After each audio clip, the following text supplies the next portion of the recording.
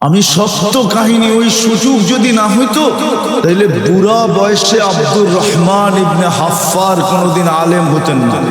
সিরিয়ার একজন প্রবীণ আলেম আছে, ইতিহাসের পাতায় যার নাম লেখা আছে যে বৃদ্ধ বয়সে আলেম হয়েছেন, বৃদ্ধ বয়সে, কিন্তু বংশগতভাবে পেশা ছিল কবর খোদাই করা। কি কবর খোদাই করা? খুনে বৃদ্ধ বয়সে মাদ্রাসায় গেছে দামেস্কের। জিজ্ঞেস করছে এই বয়সে তুমি কি পড়বা? বলছে আমি যে যা দেখা আসছি পড়বই পড়বো। বলছে কি দেখা আসছো? বলছে আমি কবর খোদাই করতে যে দুটা কবরের দৃশ্য নিজের চোখে দেখা আসছি, এই জন্য আমি ছুটা চলে আসছি, আমি আলেম হব। আমি পুরাটা বলতেছি না, সময়ও কম। কাহিনী শোনার পরে মাদ্রাসাওয়ালারা বাধ্য হয়েছে তাকে ভর্তি নিতে। সে বুড়া বয়সে আলেম হয়েছে এবং যুগ শ্রেষ্ঠ আলেম। ইতিহাসের পাতায় যদি না থাকতো তাহলে আমি এটা খুঁজে বাহির করার সুযোগ ছিল না। আমি নাম সহ বলতেছি, ওনার নাম ছিল আব্দুর রহমান হাফফার। আরবিতে হাফফার বলে কবর খোদক। উনি কবর খোদাই করেন। একজন ছিল আলেমের কবর, আরেকজন ছিল আলেমের সহযোগীর কবর, যে আলেমকে সহযোগিতা করছে। দুইজনের কবরের দৃশ্য দেখছে। হ্যাঁ, এই সুযোগ আল্লাহ এই উম্মতকে দিয়েছেন। একটা হাদিস বলি, বুঝে আসবে কিনা জানি না। কোন উম্মতকে আল্লাহ এই সুযোগ দেন না। আল দাল্লু আলাল খাইরি কাফাইলিহি, আদ দাল্লু আলাল খাইরি। কোন উম্মতকে দিয়েছেন কিনা আমি জানি না। উলামা গাজীপুরে জানলেও জানতে পারে, কিন্তু আমার বিশ্বাস মনে হয় না কেউ জানবে। কেউ টোকায় প্রমাণ দিতে পারবে, কিন্তু এই উম্মত তো ভালোর দিকে রাস্তা দেখাইলে যে ভালো কাজ করলো তার রাস্তা দেখানোর কারণে সম পরিমাণ সওয়াব সে পাবে। এই জন্যই তো হাদিসে পাওয়া যায় একজনকে কিয়ামতের দিন আমলনামা দিবে। ও আমলনামা পয়রা বলবে আল্লাহ এটা আমার না, ভুলে চলে আসছে। আল্লাহ বলে ভুলে চলে আসছে মানে আমিও কি ভুল করি নাকি? ভুলে চলে আসছে, এটার ভিতরে যা সওয়াব লেখা আছে এগুলো একটাও আমি করি নাই। আল্লাহ বলবে মানি? এটার ভিতরে হজের সওয়াব লেখা আছে। আমি বাইতুল্লাহর ছবি দেখছি, কোনোদিন বাইতুল্লাহ যায়া দেখি না, ঠিক? কিন্তু কি দেখছি? আমরা ছবি দেখি না বাইতুল্লাহ। বলবে এটার ভিতরে কোটি কোটি টাকার জাকাত আছে। আমি জীবন পর জাকাত নিয়ে খাইছি, কোনোদিন দেওয়ার সুযোগ হয় না। এরকম অনেকগুলো সে দেখাবে, অনেকগুলো সে দেখায় ফেরত দিবে, এটা আমার না। আল্লাহ ওরে বুঝাবে যে এটা তোমার। কিভাবে বুঝে বললাম না? তুমি রাস্তা দেখাইছিলে যার কারণে তোমার হয়েছে, ওই সওয়াবগুলো তোমার আমলনামায় আসছে। তারপরও ওর বিশ্বাস হবে না। যখন আল্লাহ ধমক দিবে তখন বলবে ইদানিয়া রব্বি লি, তাইলে আল্লাহ আমার হইতে পারে। আপনি যখন এরকম ভাবে বুঝায় বলতেছেন, কিন্তু ওর বিশ্বাস হবে না। ওর তাইলে, তবে গ্রামারের ভিতরে একটা প্যাচ আছে, এখানে একটু সন্দেহ আছে, ঠিক না? তবে আমার হইতে পারে। আপনি বলতেছেন বিদায় আমার হইতে পারে, কিন্তু আমার মন বলে না এটা আমার। আরে বুঝাইতে পারলাম আপনাদেরকে? বুঝাইতে পারলাম? এই উম্মতের জন্য সুযোগ দিছেন। আমি শেষ জায়গায় চলে আসছি, সুফিয়ানে সৌরি রহমতুল্লাহ আলাইহি। ওনাকে হুকুম হয়েছে একজনের জানাজা পড়ানোর জন্য। উনি কিন্তু আলী রাদিয়াল্লাহু তাআলা আনহুর ছাত্র ছিলেন। স্বপ্নে যুগে ওনাকে দেখানো হয়েছে অমুকের জানাজা পড়ায় আসো। তো উনি ভাবতে ভাবতে যাইতেছিলেন এই লোকটা কি আমল করতো, আমাকে জানাজা পড়াইতে বলা হলো। তো বাড়ির এলাকায় যে জিজ্ঞাসা করছে, সবাই বলছে সাধারণ মানুষ, তেমন কোনো আমল টমল নাই। সবাই যা করতো এও তা করতো। বাড়িতে যায় জিজ্ঞাসা করছে কি আমল করতো, তো বাড়িওয়ালারও বলছে সাধারণ ছিল, সবাই যা করতো সেও তা করতো। তো তার স্ত্রীকে পর্দার মাধ্যমে জিজ্ঞাসা করছে কি আমল করতো, বলছো ছিল তো সাধারণ, কিন্তু কোরআন পড়তে জানতো না। ডেলি কোরআন নিত আর পৃষ্ঠা উল্টাইতে থাকতো, আর মাঝে মাঝে কখনো চুমা দিত, কখনো বুকে নিত, কখনো মাথায় রাখতো, আর বলতো হাদা কালাম রব্বি, এটা আমার রবের কালাম। তো সুফিয়ানে সৌরি রহমতুল্লাহ আলাইহি ফতোয়া দিছেন, এই কালামই তাকে এত উচ্চ শিখরে নিয়ে আনিছে।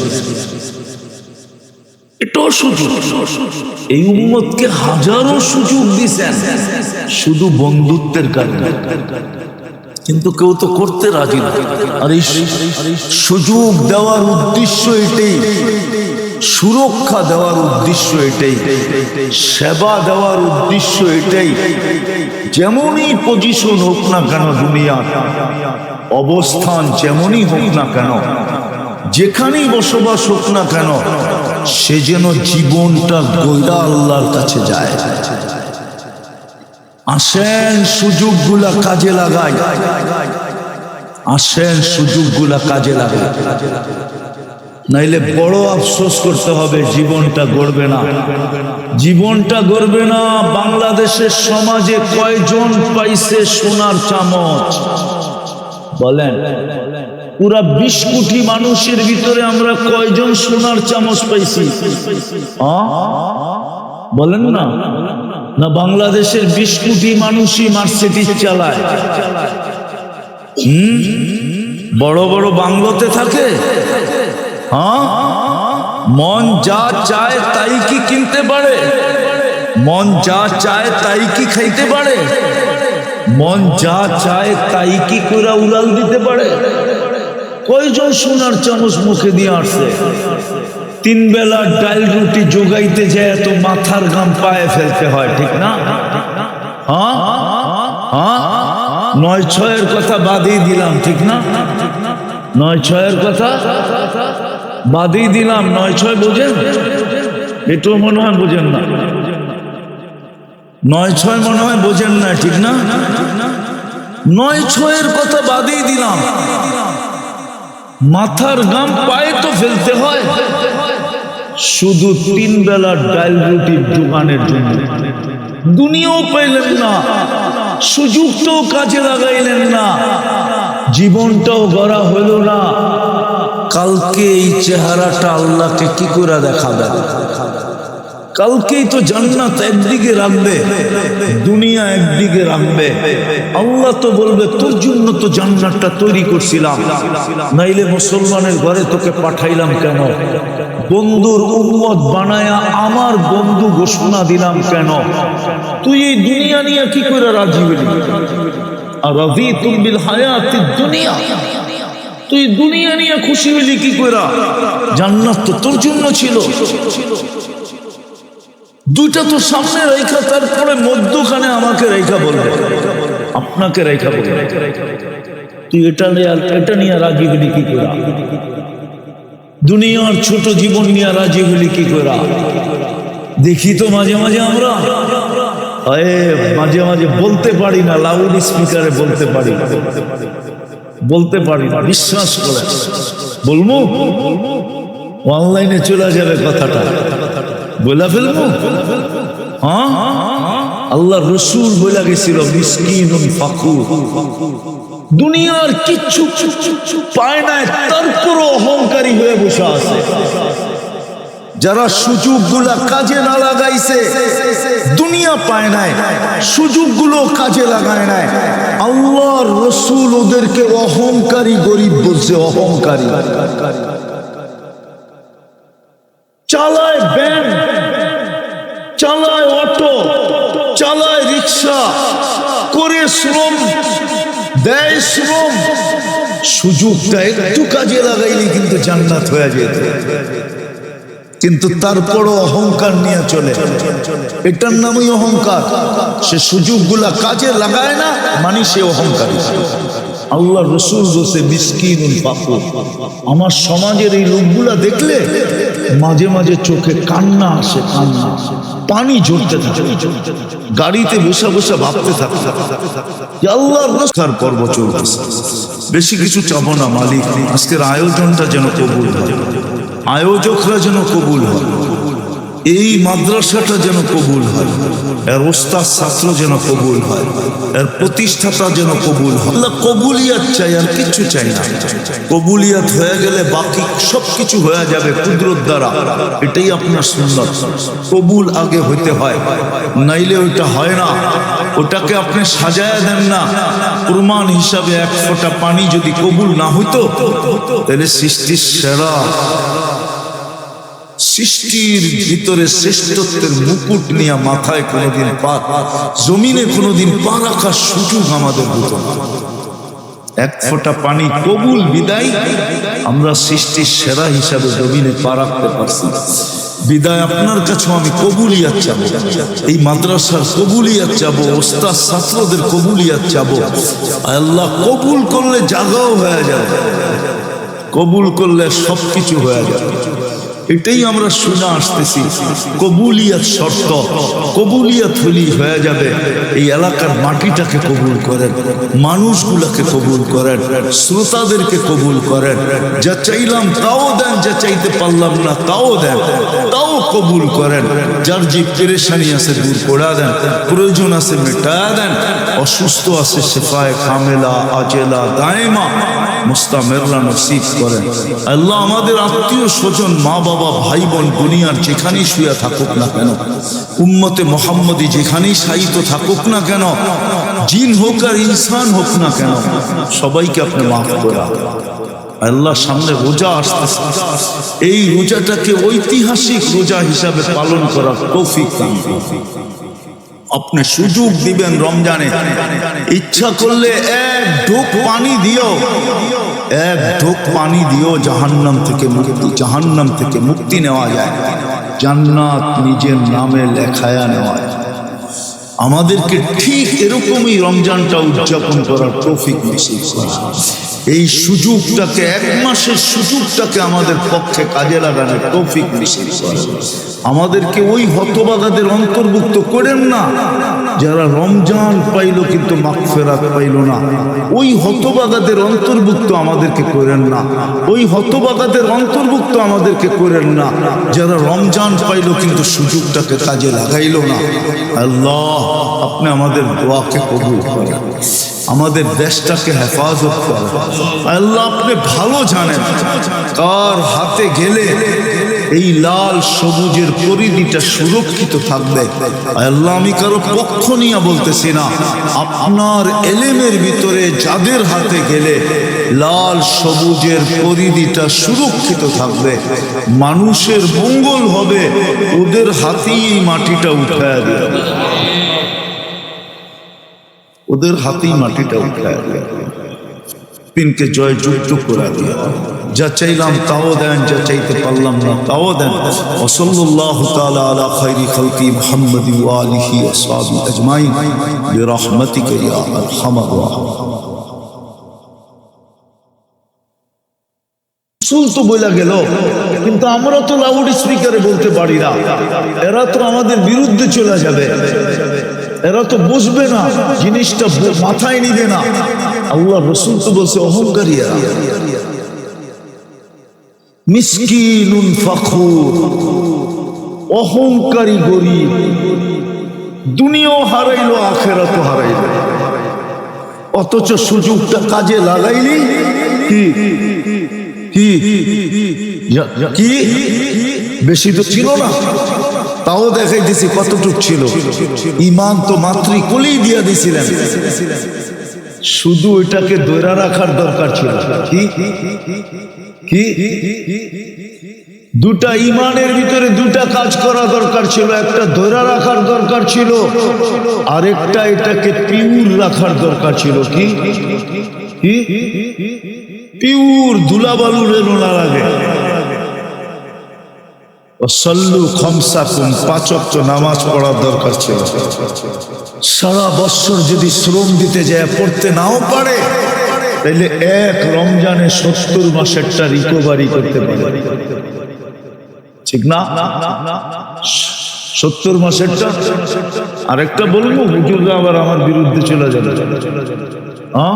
বলবো 100% শ্রমিক পেশার মানুষ যদি নারী 100% রমজানে 6 দিন নামাজ পড়তো, 6 দিন, পুরা বৎসরের নামাজ ফরজ কমপ্লিট হয়েও আরো 55 নামাজ বেশি হইতো, 55 ওয়াক্ত বেশি হইতো। 6 কত কত কত 42 দিনের নামাজ কমপ্লিট। বৎসর হয় কয় দিন? 365 দিন। 420 থেকে 365 বাদ দেন, কত থাকে?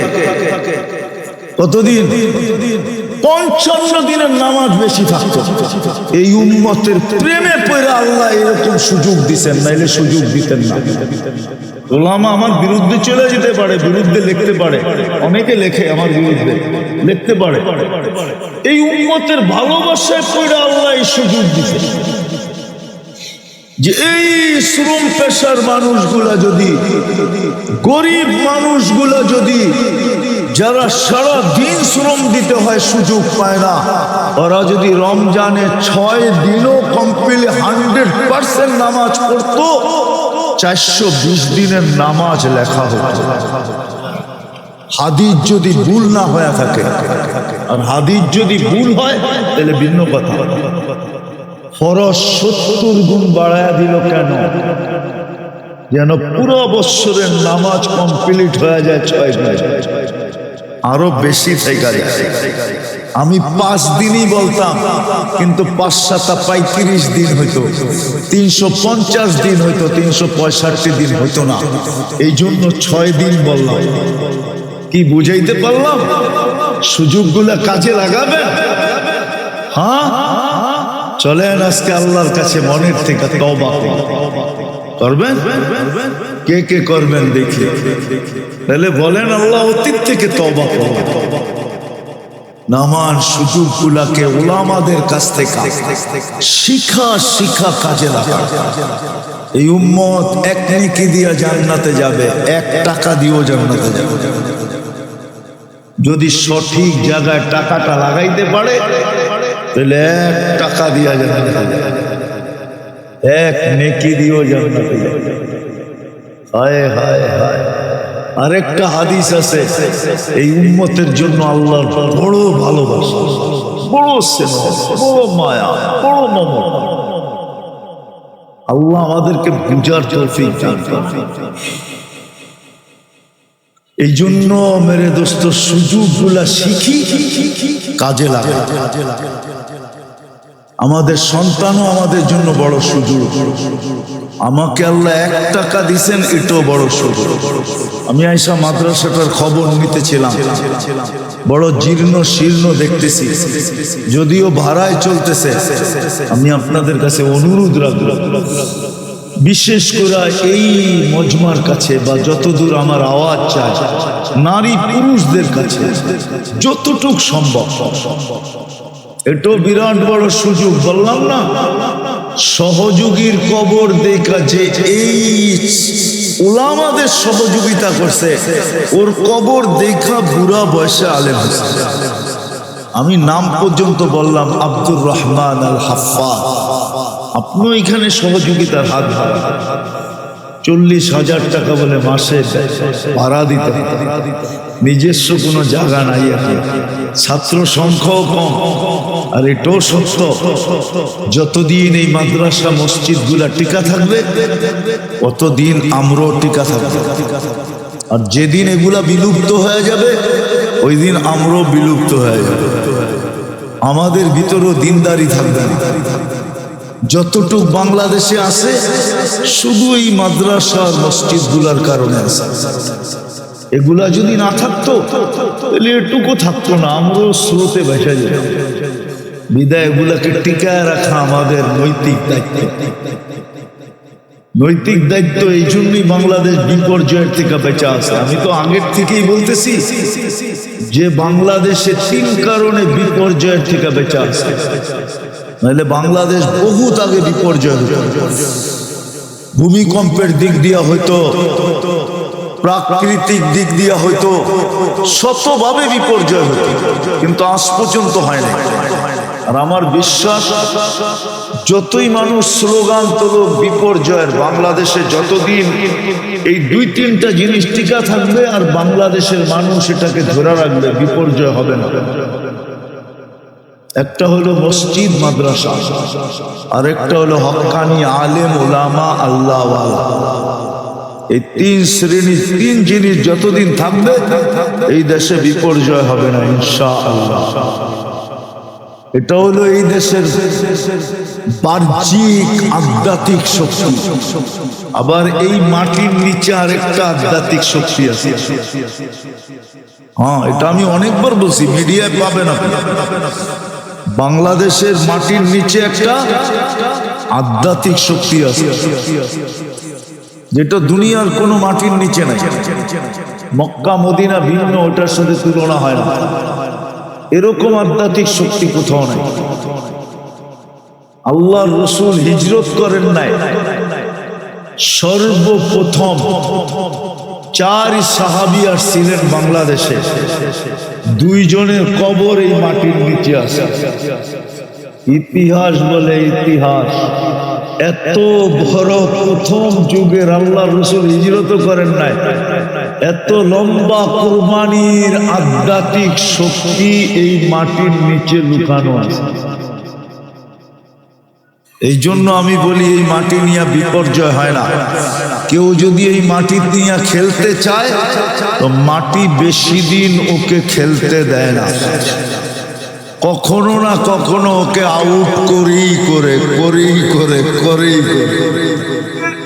এটাই মাটির আধ্যাত্মিক শক্তি। আপনি জানেন না আপনার দেশের ইতিহাস?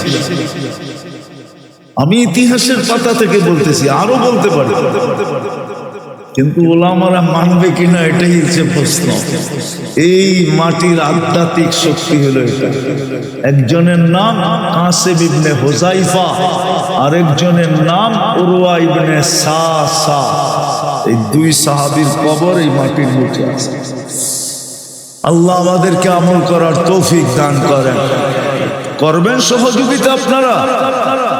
হ্যাঁ, পাক্কা? আমি চান্দা করবো না, কেন ছাগল দিয়ে হাল চাষ হয় না। চান্দার জন্য লোক আলাদা লাগে, কিন্তু আমি এতটুকু আপনাদেরকে বলবো,